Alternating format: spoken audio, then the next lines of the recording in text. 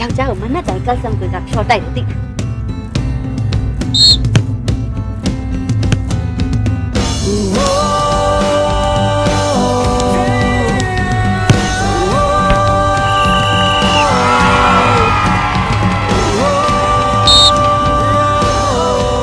ကဲဆမ်ကွေကဟာကဲဆမ်တက်ပါဝင်လို့အယိုးစင်များကိုတမ်းပါတယ်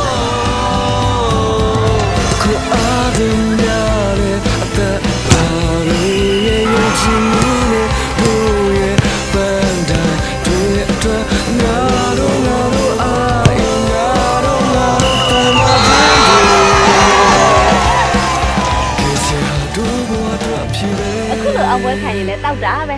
ရိုးစစ်တမ်းမှာကဲဆမ်ကွေက